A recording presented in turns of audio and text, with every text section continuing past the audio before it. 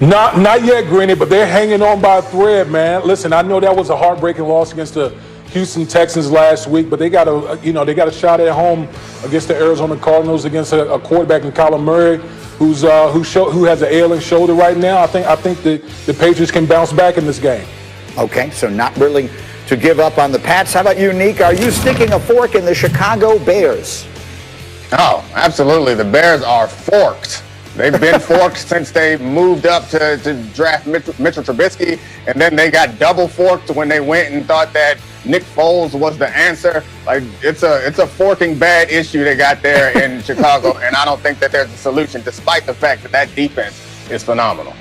I tell you what, that was excellent elocution, because those are some dangerous thoughts to share, but well done. Let's talk about their quarterbacks. Look, Nick Foles has gone 2-5 this season with a QBR of just 44. Mitchell Trubisky, again, 3-0 when he got benched. If Foles starts this weekend, the Bears likely will be using their 20th different starting quarterback against the Packers since 1992.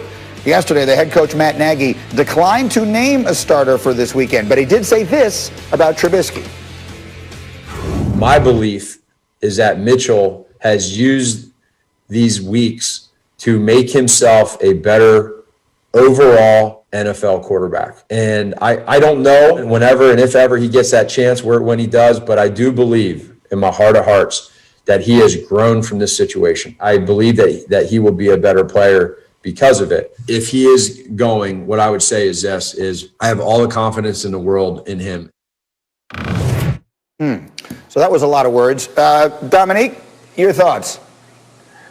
I mean, it's another head coach who feels like he is under subpoena and has to be honest all the time. Like, that was awful, and I hope Mitchell Trubisky didn't hear that quote, because it just made him worse. Like, I don't understand the point of that. I'll say it again. Before you sit down to do an interview, all head coaches, all CEOs, all leaders of any kind, everyone is going to listen to your words very carefully, and they mean quite a bit. Before you sit down and you're going to say something, ask yourself, what am I accomplishing by saying this? The goal is not to answer the question. The goal is to forward the agenda that you want to forward. He has accomplished nothing but make us look at this situation and be quite confused. What are you accomplishing by doing that, other than making Mitchell Trubisky a worse quarterback than he was before you said it? D. Wood, who should he go with? If both guys are able to play based on injury, who should their quarterback be? Granted, I mean, you put me in a damn hard position here, but I'm going to go with Mitchell Trubisky. And listen, and the sole reason, honestly, is because we know the one thing that's been wrong with the Bears' offense is the offensive line. The offensive line has been ravaged with injuries, and they're terrible. But the one thing that Mitchell Trubisky can do well is he can move around and maneuver around the pocket, outside the pocket, so he does bring a different element to that offense that Nick Foles just can't bring.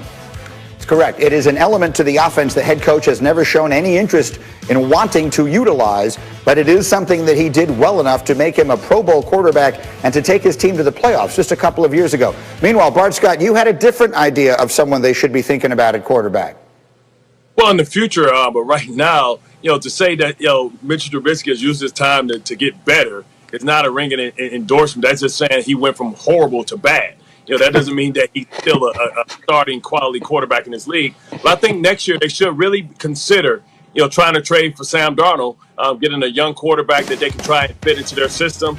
We know that if the Jets get the number 1 overall pick, they may be moving on, and Sam may have value. We'll see what Sam is capable of these last 6 games with his weapons now. But I think they're going to have to turn the page, and you don't want to have to pick up anybody's option. Sam Darnold is a young quarterback that you feel can still have a bright future in this league. It just may not be with his current team. Now, I'm with you on that, and you know that I'm a big believer in Darnold. But, Dominique, very seldom does a coach get brought in to develop a specific player, fail to develop that player, and then get to coach the next one. You know what I mean? Like, that feels to me like it's going to be the big question there in Chicago. It feels like that you often get kind of paired with your quarterback. We're talking about it in Philly. It's always the situation. That's why it's such a big decision when you draft a quarterback. We saw Arizona was the quickest situation where a quarterback and coach were run out of there when Rosen didn't pan out. So it happens quite quickly. I'm not sure that Matt Nagy is going to be able to stick around. If they move on from those quarterbacks, they might also move on from that coach, especially since it seems like he can't get the best out of the guys that they have there. Yep, it's going to be, again, he comes in there as an offensive guru when they've drafted the young quarterback, and his job is to develop him. And all he seems to want to do is get him off the field. Really quick, Bart, why are you shaking your head?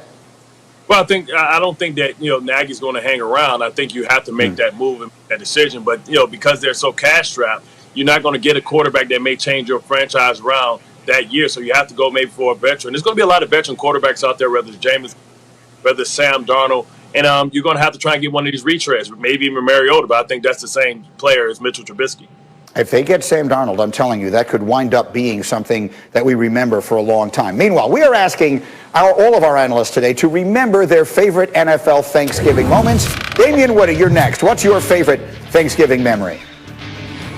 Well, Greeny, I had to go with my Patriot years back in 2002. We played the Lions on Thanksgiving Day.